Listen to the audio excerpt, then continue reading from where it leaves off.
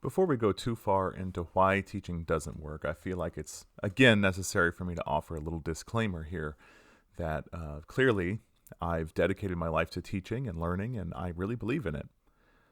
What I mean to say when I say teaching doesn't work is that it doesn't work in the ways that we picture it working. It doesn't work in the ways that most of us believe it to work, and it doesn't work in the systematized ways that you see it happening in so many places. Um, what came to me as truth, and likely is embellishment, but it's an exciting embellishment, is a story about Mozart. That one day this rich count came to Mozart and he loved music and he said, I really want to be a musician too. I want to write music. Please teach me how to write music. And Mozart goes, okay, cool. What do you know? And the count goes, oh, I don't know very much. I just really like it. And Mozart says, cool, okay. So what we're going to do is teach you piano. And after a few years of piano, once you become really fluent in it, I'm going to start getting into some real music theory. We're going to talk about harmony, counterpoint, rhythm, time signatures. Once we get to there, and then the count is like, whoa, hold on, wait a minute.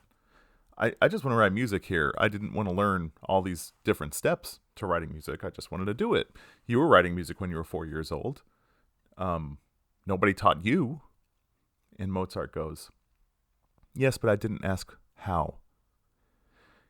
And that's the problem that we make for ourselves when we go to school, is we're asking how. It doesn't have to be a problem, of course, but we really have given ourselves this idea that learning doesn't happen unless it's in school. And this idea is perpetuated all over the place. I read a really good quote once that I have no idea to whom to credit it, that said that if we started teaching children how to walk, if we started having walking lessons for 1-year-olds, that within a generation, we would start thinking that people didn't know how to walk without walking lessons, which of course isn't the case. It's natural. Just like speaking is natural, acquiring language is natural. Learning is a fundamental process of being human. And so when I say that teaching doesn't work, what I mean there is that we really have made systems that stray somewhat from that natural system of learning. As a good learner or a good student, it's good to manage that system, but it's also good to use it as leverage for real learning, and it gets complicated there. And that's really what I want to talk about today. We touched on this a little bit last week. I mentioned the fact that I don't write in the ways that I was taught to write. And in many cases, I don't write in the ways that I teach writing. That I wrote sort of fully formed ideas, turning them into words, and molding paragraphs as a sort of natural form of my expression, and ignoring the process of outlining, ignoring the process of constructing fully formed sentences with all of the right technical parts all in a row, and feeling really alienated from the process of writing as it's taught in school. Yet, we turn around, we look at what we've done, we look at what we've accomplished, and we break it down into these little digestible steps and these little formulas that go in to form those steps, and then we expect that we're going to teach you how to do something from that. Now, it works, right? We've all seen it work. We've seen great products come from teaching, and we've seen it in ourselves, and we've seen it in our students, and we've seen it in myriad of ways that you can, in fact, teach things through this system. But I would posit that the teaching and the learning, in many cases, are very separate acts. And if you've really delved into something, you've really delved into some area of knowledge at some point in your life, you've found yourselves stepping away from that instinct that brought you there. You found yourself at some level, for better or for worse, making something academic where once there was something that felt very instinctive and felt like it was part of you and your own process. My own example is taking music. I really had this picture in my mind as a young musician that I was going to go to college, I was going to major in composition, and that it was going to be like working on a machine, that the professors would come around me and tighten a few screws and oil a few rusty spots and really mold me into something of a composer through their instruction and through their deep knowledge. And I found myself some many semesters later, despite the best efforts of my instructors, of not being able to write anything anymore. Frankly, what I was writing might have technically been better after a couple years of schooling, but it wasn't me anymore. I was producing copy. I was following the theory. I was making the right modulations at the right time and the right harmonies at the right time and the right moves at the right time. But it wasn't my music anymore. It was something completely different. And I think we've all seen that. We've all been with somebody who's gone through film school and way overanalyzes every single movie that they see now and is a complete bore to watch a movie with. That they're dissecting the direction and the editing and the dialogue, and if it's a period movie, they're like, that car wasn't even around back then, and it gets really frustrating. And you can't blame them. But what they've done is they've pulled apart filmmaking to a point where they see all of the little elements, they see all of the little moving parts, and they can't see a movie anymore. They see a script, they see acting, they see directing, and we've all done this at some level. And you would think that with a really great movie, it would be engrossing enough that you could escape it. You're not seeing the sets, you're not seeing the lighting and all of that stuff. But any subject can be this way. Reading, writing, I mean, I read a lot, and I love to read, but there are times where I'm reading a book and all I'm seeing is the revisions and the draftings and the publisher's notes, and I'm probably seeing them incorrectly, because every writer has a different process, but I'm seeing the fragments rather than the full picture. And that's something that really comes to us through this method of teaching.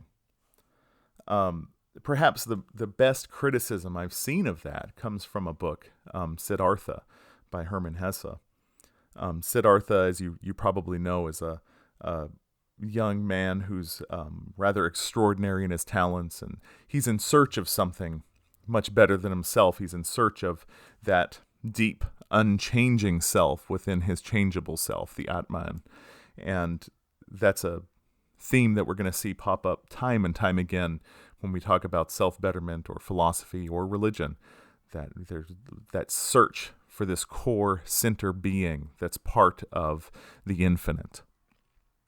And Siddhartha has gone through the traditional teachings of the Brahmins, and then he joined some ascetics, and he's gone through their teaching, and finally he sits and listens to a lecture by the Buddha, and he's blown away because he realizes that he's listening to the words of a man who's actually been enlightened, that his teachers before, his father, his gurus, that they taught how to become enlightened without ever getting there themselves.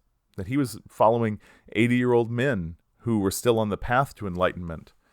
And Siddhartha was a little impatient. He was like, if they're 80 and they're not there, then who says I'm ever going to get there? How old do I have to be to become enlightened? And here's the Buddha, relatively young guy, clearly enlightened. By listening to him, Siddhartha could tell. So the assumption to the reader and to Siddhartha's friend is that he's going to become a follower of the Buddha. And Siddhartha very bravely and brazenly perhaps goes and speaks with the Buddha. And he basically tells him off. He says, yeah, you've reached enlightenment. And the words you said were terrific. But that's not how you reached it. You're teaching us how. You've come up with these Four Noble Truths. You've come up with this eightfold path, these steps on how to become an enlightened person. And that's not how you did it. You're taking the final product and you're breaking it apart, and you want us to follow all these little steps. But you didn't do that. You didn't have a teacher. You didn't have a guide. You went out and did this by yourself.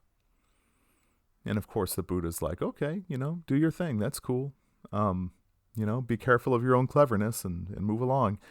And it's a terrific moment in this book because Siddhartha realizes that if he cannot take an enlightened person as a teacher, then he can't take on a teacher.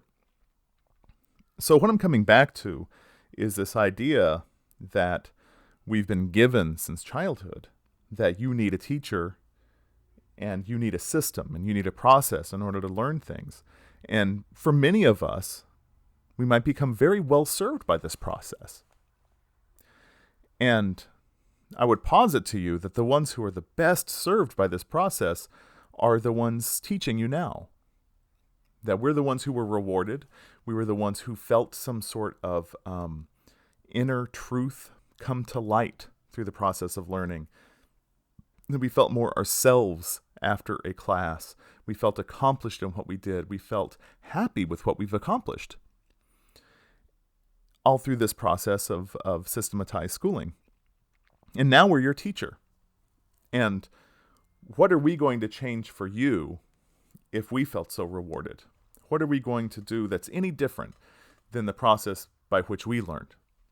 Now, speaking for myself, I do a lot different than the process that we learned, and that's my path. That's my thing.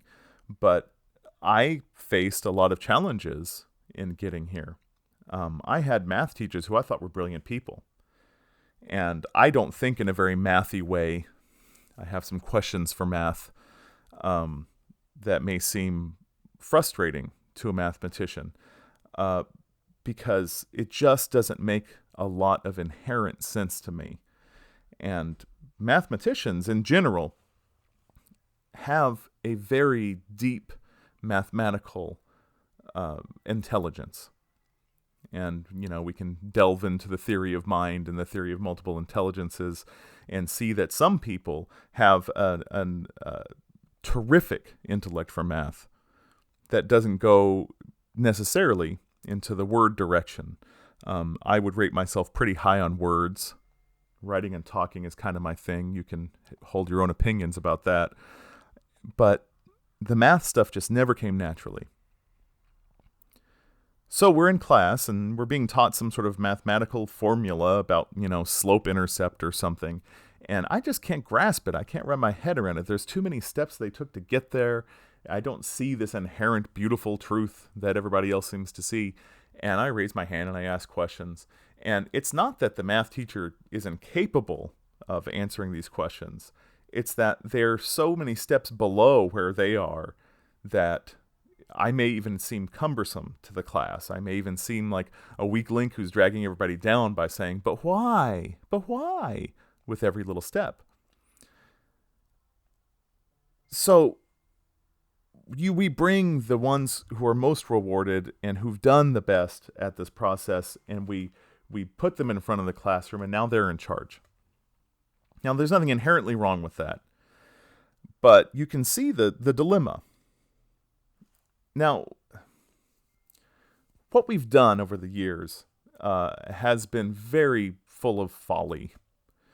What we've done is grouping people together by their ages, by the year they were born, and marching them up together through all these different subjects. And if we do follow this theory of multiple intelligence, if my math intelligence is completely independent of my word intelligence or my history intelligence or my memory or whatever it is, I've seen theories that identify 7 intelligences. I've seen theories that identify 128 intelligences. And frankly, I'm not well educated enough to hold an opinion on which of those is true.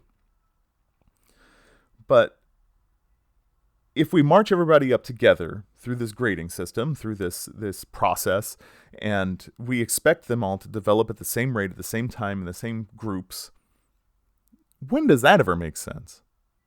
It absolutely doesn't. So what we've really built our grade system on, by the K through 12 system heading up to college, is this banking method. And the banking method treasures the teacher as the sage on the stage. That they're going to stand up there and they're going to talk at you, much in the way I'm doing now. And what they're going to do is dump wisdom on you. They're going to dump truth at you, as Plato would say. That they've carved away the untruths and are presenting you with what is true. And that as a student, you're hearing this and you're writing it down, and that this is the same thing as learning, and that remembering it and being able to choose out the correct truth on a multiple choice test is the same thing as learning and the same thing as demonstrating knowledge. Now, some of this works better than others. This banking method, works well for some of us in some ways and very poorly for some of us in other ways. For example, history, this was great for me. I had great history teachers from 7th grade on through college. I never had a bad history teacher. They were always excellent.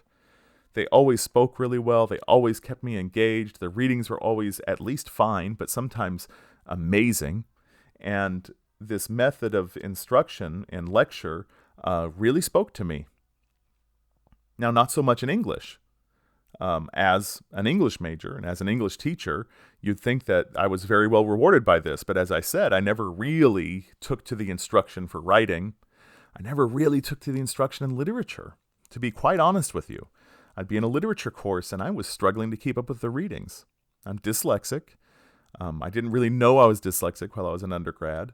And I was always interested in my own readings, not necessarily what was going on in class. Though I tried to fold them in, it was hard to stay on task with them.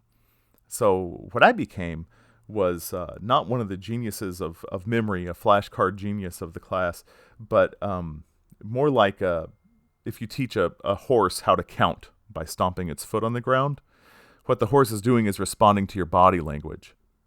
You know, you tell the horse, you say, "Tell us, horse, what is 3 times 4? And the horse will start stamping, and it will see the excitement as it nears 12. And when it gets to 12, it'll see the finality of this excitement mount, and the horse will stop because it's been rewarded and it gets it. And it seems like a magic trick or a mathy horse, and it's neither of those things. Horses are really good at reading human body language. That's why horses make good friends. And I got really good at reading the language of teachers. I got really good at, mastering the tests or mastering the essays. I love writing papers, y'all, because when you write a paper, you're not being asked for specific knowledge. Where a multiple choice test, my God, they want you to get really specific there. And yes, you can decode the way the answers are written and usually arrive at something of a better than 50% chance of being right, even if you're guessing. But if I was given the chance to do an essay, if I'm writing an essay about Jane Eyre, and I didn't get a chance to finish Jane Eyre that week, but I did do a lot of reading about Taoism, then, dude, I can totally pivot. I can pivot based on, again, this sort of teacherly language that the teacher has used in discussing the book so far. And I can show the way that Jane Eyre is like a Taoist teaching. By being inspecific, by throwing up smoke and mirrors, and the teacher thinks, whoa, this dude's on a whole other level. This dude's really applying the knowledge and extracting this deep meaning from between the lines that we didn't even go into. And I wasn't wrong per se, but I got really good at that. So anyway, that's a bit of a parenthesis there. But this banking method works really well for some subjects, for some people, and not so great for other subjects and other people. And yet, you can sit through a math lecture or a literature lecture or a history lecture and not get it and feel like, not getting it, that there's something wrong with you. That this is the method, that this is how you learn. And if that didn't take, well, you're the problem. It took for everybody else. It took for the teacher. What's wrong with you? You weren't paying attention? Now, it's really frustrating because teachers today have way more students than they used to. They have more students in a class. They have more students. They have more classes for the most part than they used to. And being able to teach to the particular learning of each and every student is beyond their skill set. They're aware of the need for multiple kinds of instruction, but they're not capable of going into every kind for every student. Another type of learning that we very frequently do in school is called process learning. And process learning is giving these really step-by-step instructions. And this might be something like writing. It might be something like drawing or painting. It might be something like sculpting or using a computer program. And the step-by-step instructions, they're fine. You repeat them over and over again. You show your mastery of it. And my problem with this is that what you arrive at is this emphasis on performance, on the product, the final product of what you've done here. And that might seem like, what else is there that's important?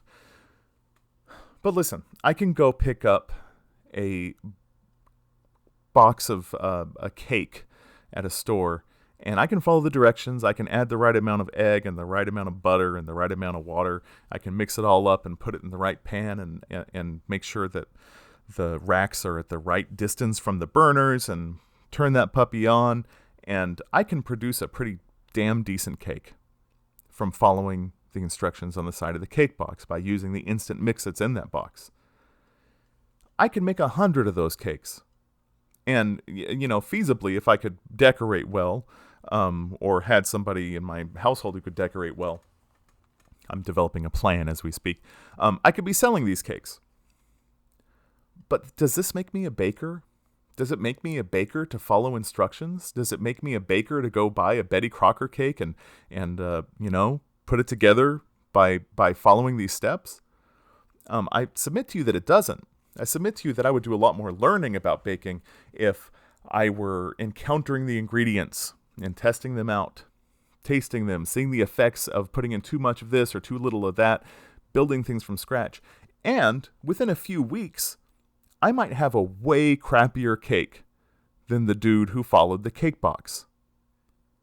And in baking class, where we're taught to process things cake box style, duder with the cake box is going to get a better grade.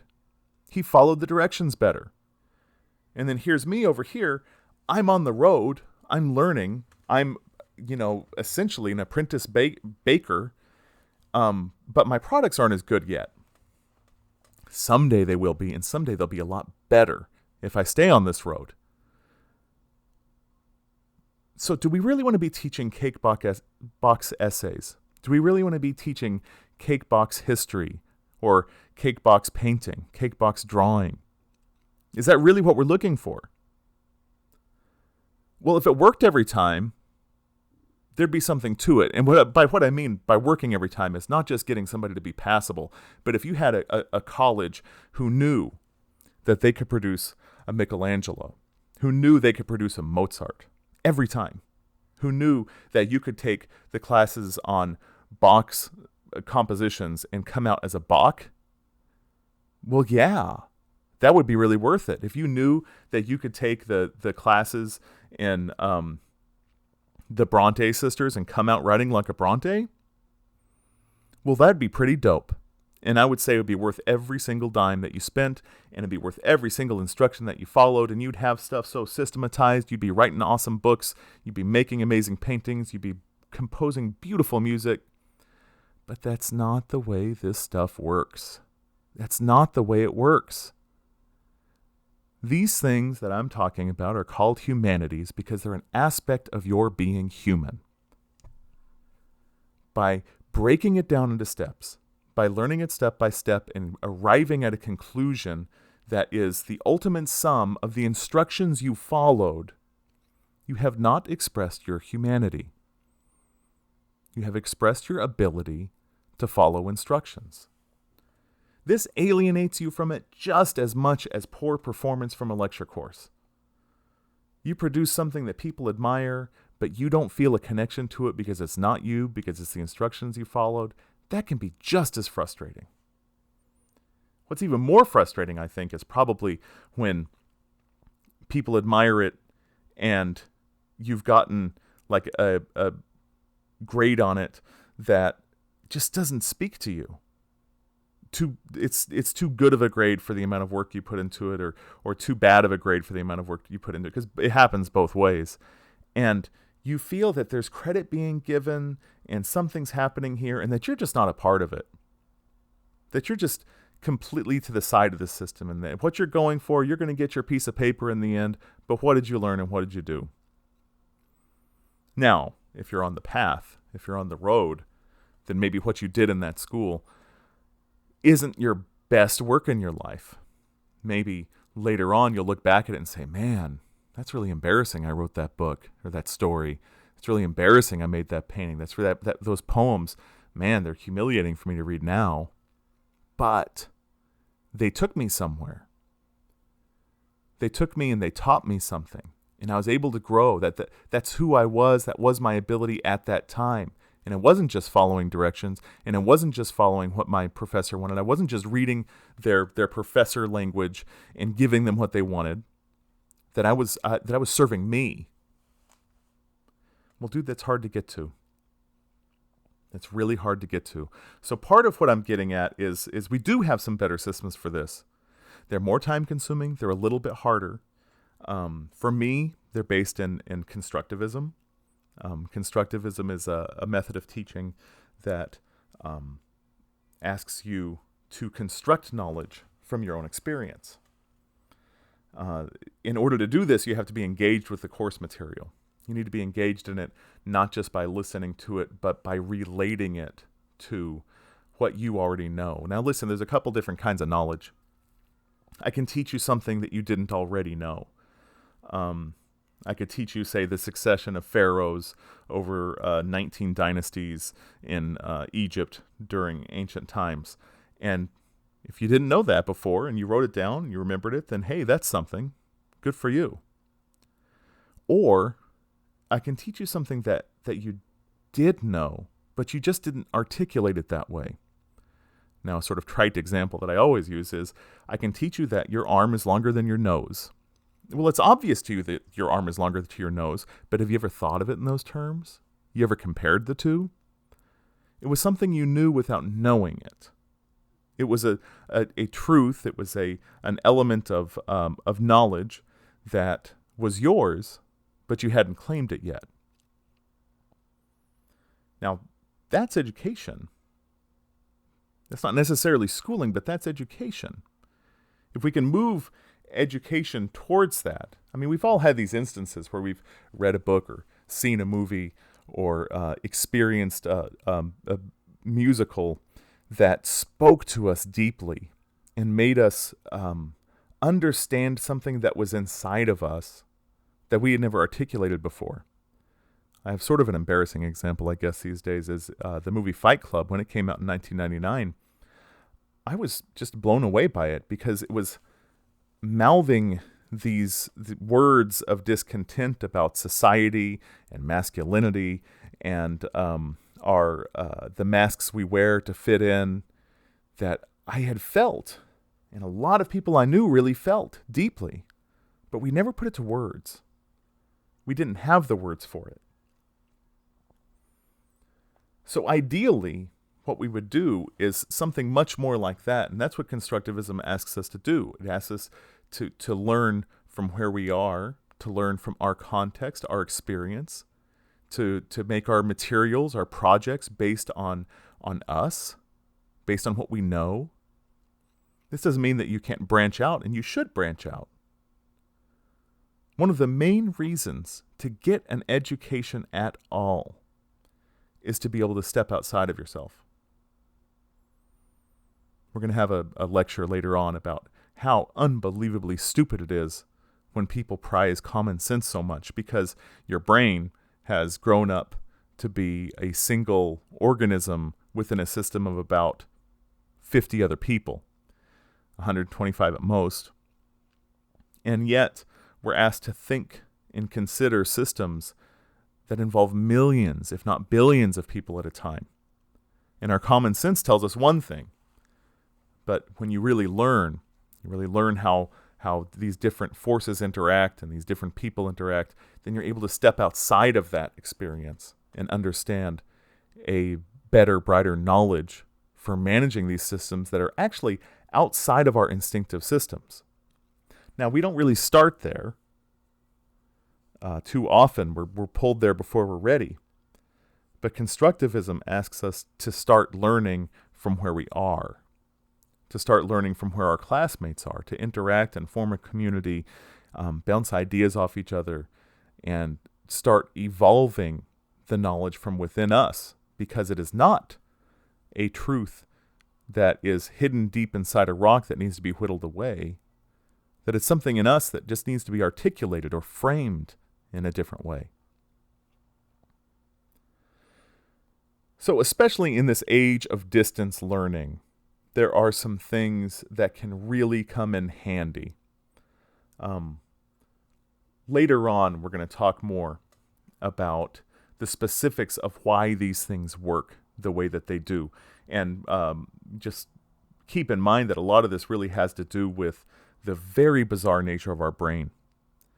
And the fact that our brain is not a single organism, but is several modules organism. A single organ, but it's several modules that are shoved together and working, sometimes in harmony, most of the time in conflict with each other. And that your brain's number one job is it doesn't want to think, because we use so much energy for thinking as opposed to other animals.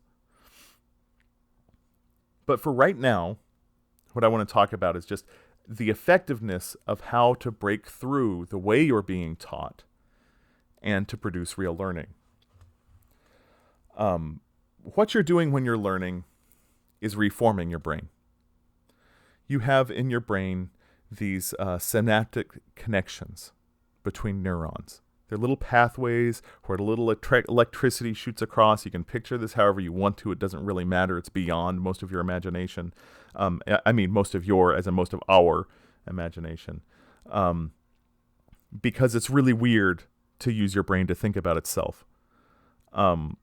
Especially if you're trying to hack it. You're trying to teach your brain how to outthink itself, which is absolutely necessary for the educated person. But it has these different synaptic connections, these different ways that the neurons can talk to each other, these different pathways, these different thoughts. And how many are we talking about?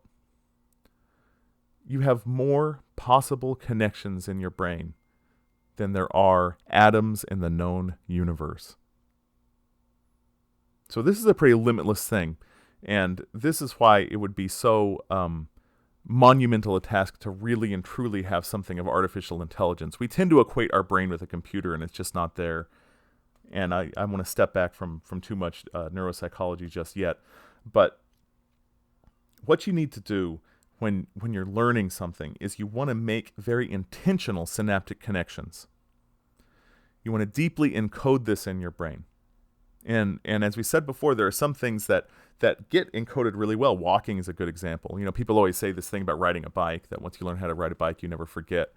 And it's pretty true. Swimming's kind of the same thing. Before I learned how to swim, my brother could swim. I was deathly afraid of the water at the time. So I was a little older than I should have been to learn how to swim. So I had this tendency to over-intellectualize the whole thing, and it seemed horrifying. And my brother was like, "Why is this so hard? You just close your eyes, go underwater, and kick your feet. That's swimming." And I was like, "Dude." And it seemed so impossible. And then, of course, once I got the hang of it, I remember saying to my little sister, "You just close your eyes and kick your feet." And sure enough, it seems that way because you deeply encode these processes. You deeply encode what that feeling of balance is on a bike or walking, driving. You get thousands of hours of practice driving, and it feels very normal. So in learning, and in learning how to learn, you have to make these very intentional steps that are just as important as that so that you can encode it. And I want to present to you 4 things that can really help with this. The first thing you probably know without knowing is novelty. It really grabs our attention when something is novel. When something is new and exciting, it really arrests our brain. Think of a time you went on a trip. If you went if you went somewhere totally foreign, you went somewhere totally new, the novelty of it made you pay attention in such a deep way that each one of those days on that trip seems like weeks compared to being stuck in your house, doing your job, going to school, your normal stuff. So novelty, encountering something new, is one of the really big steps towards actual learning. And what this does is it encourages the brain to push these sort of new connections together, because you're already figuring things out. So you're already encountering that brain plasticity and finding ways to remold the neuron connections. Ideally, school would do this. Ideally, school would present us with novelty of atmosphere, novelty of teaching, novelty of tasks and interactions. And what that does is it reawakens this curiosity that's been so stamped out by the process of schooling. Related to novelty is number 2, which is sustained attention. Now listen, I know that's a hard one to deal with for a lot of us. You cannot ignore neurodiversity when it comes to teaching and learning. You just can't. Some of us are better at paying attention for sustained amounts of time than other people. And people who have challenges with this find lots and lots of workarounds around this. And that's great. It's a whole other skill set that a lot of us won't ever really manage. But there are some things you can do to help you sustain that attention in a more pointed way more quickly. Mindfulness training is one.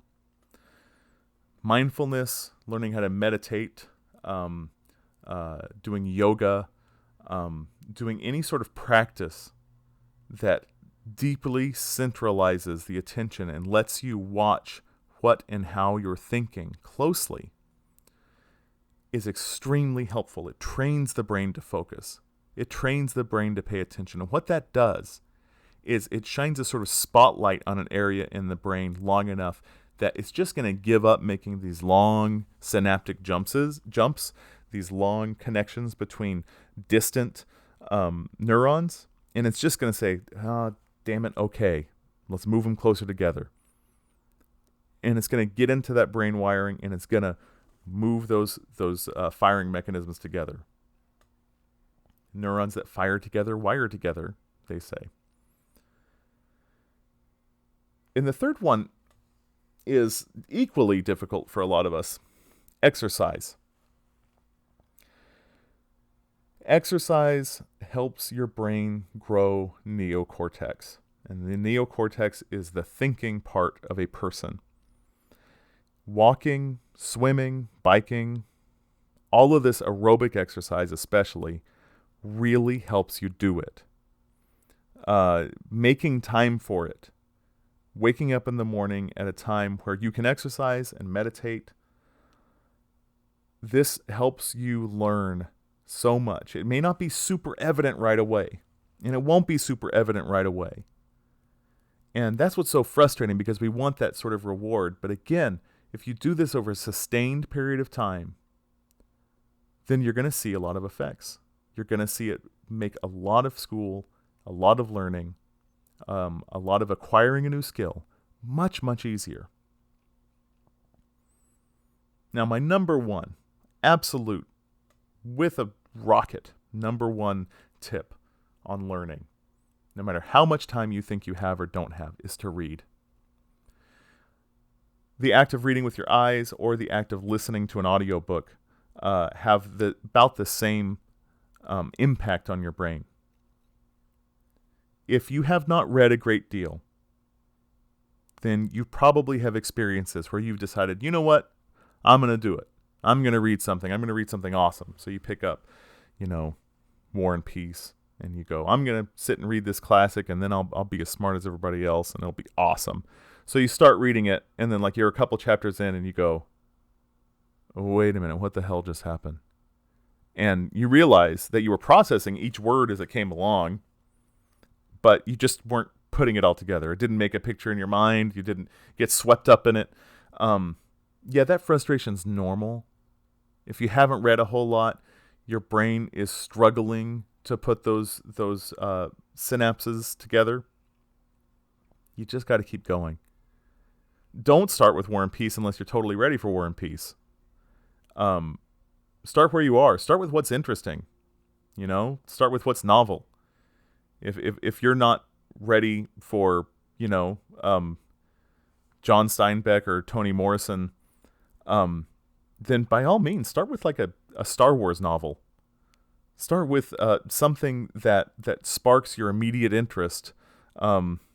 You know, if you got to do 50 Shades of Grey, you got to do 50 Shades of Grey. No judgment, man. You got to do Twilight?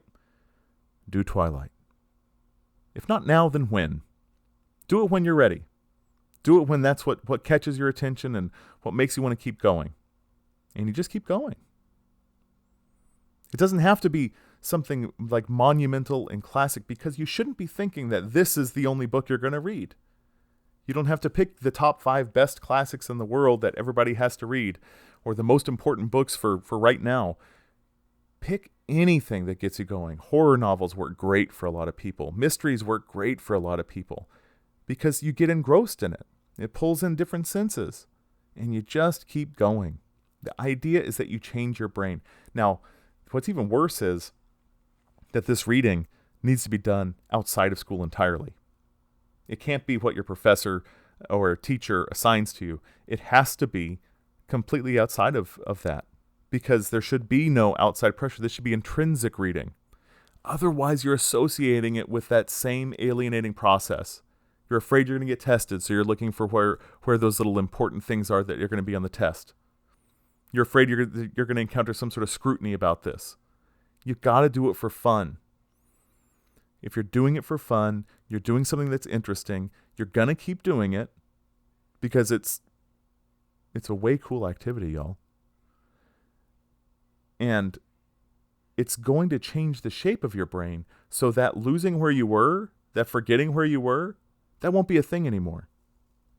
Your brain will change to make reading so much easier. And then when you have to read that really dry, terrible textbook, the 7th edition of the APA manual, for example, you won't struggle as much because your brain's ready for it. Your brain's like, well, I don't care what this is saying about citing my work properly, but I get it. Because it's not making a deep investment. You just change the shape of your brain so it holds that information. Reading simulates a lot of that sustained attention, mindfulness stuff as well. So does writing from the top of your head, stream of consciousness writing. And ideally, if you pick something that's great, then it'll spark just at least a little bit of that novelty. And then if you want to put it all together, you could exercise while you're listening to a book. Boom. I go for runs several days a week, and I listen to books while I do it. I'm a total nerd. But there's nothing wrong with that. Now again, in distance learning, time management, absolutely important. You got to make a habit of these things. You have to write it into your schedule. If you don't write this stuff into your schedule, if you don't know when you're going to work on your class, when you're going to work on reading, when you're going to work on meditation, when you're going to exercise, if you don't know that stuff, it's not going to happen. It's not because you're lazy. It's not because you're worthless. It's because these things are hard. It is hard to learn at a distance. It is hard to manage the time in your day when you have no structure to it. It is hard. Nobody expects you to be able to do this stuff. You have a lot going on in your mind. You have a lot going on in your life. You have a home life to attend to. This stuff is hard. Cut yourself some slack. But you got to sit down and make a schedule. That time management is absolutely necessary if any of this is going to happen. Now, why bother with all of this? My God, it sounds so all-encompassing and cumbersome compared to just doing what I want moment to moment. You need to see this as an opportunity to work on yourself. No matter what's going on, if you're taking a class that is has nothing to do with what you want to do in your life, you just have to take it, it's a BS class, you might as well look at this as an opportunity to encounter something, a way of thinking, a way of seeing, a way of knowing that you're never going to encounter again, that's not going to be a part of your life, and just try and see what it's like. You don't learn algebra because we walk around doing algebra every day as adults. But it's a type of thinking that stretches you, that reimagines what your person is capable of. Do you really want to be sitting around just thinking that other people are capable of this and you're not? Encounter it, touch it, feel it. See what you think. Don't just write it off as useless because you think you know what you need in life.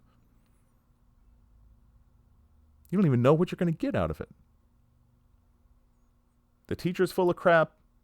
They judge you harsher than other people. Well, that's just a whole other challenge. You can't control that, can you? But you can control your response. And unless things are completely out of line, I understand I'm making a bunch of generalizations and we can find all sorts of exceptions to every single rule that I ever say. But as long as things are not completely out of line, you can take on that challenge. You can be a better person for it. People can treat you like crap, and you can come out better for it. Because you've learned how to learn. And you've learned how to accept all of these challenges as the elements that are going to polish you and improve you. Because it's you doing it. It's not the subject. It's not the teacher. It's not the way it's taught. All of these things are going to be deeply, deeply flawed. But you, by your very definition, are capable of everything that Da Vinci did. Everything that Beethoven did. Everything that Mark Twain did. You're capable of these things. They were just people, just like you. They didn't let their education limit them. And that's what we're looking for.